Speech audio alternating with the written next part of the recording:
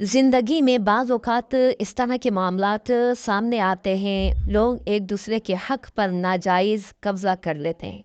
नाज़रीन, अल्लाह ना करे अगर आपके जायदाद पर, आपकी प्रॉपर्टी पर, आपकी ज़मीनों पर, आपके पैसों पर अगर किसी ने कब्ज़ा कर लिया है, कोई पैसे दबा कर बैठ गया है, कोई आपकी रकम लेकर भाग गया है, या अल्लाह ना करे आपने किसी को कोई पैसे दिए और वो पैसे आपके वापस नहीं कर रहा, तो यूँ समझिए कि फंसी हुई रकम हासिल करने का बड़ा ही शानदार, बड़ा ज़बरदस्त वजीफ़ा।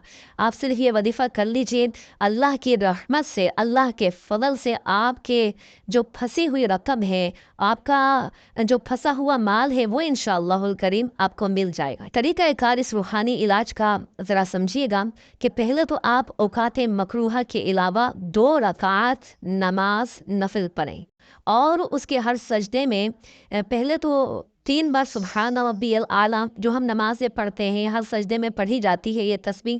3 बार सुबहान रब्बियल आला कहने के बाद 75 मरतबा 75 टाइम्स आप पढ़ेंगे या मुज़िल्लु या मुइज़्ज़ु, या मुज़िल्लु या मुइज़्ज़ु, या मुज़िल्लु या मुइज़्ज़ु, ये 75 मरतबा पढ़ें।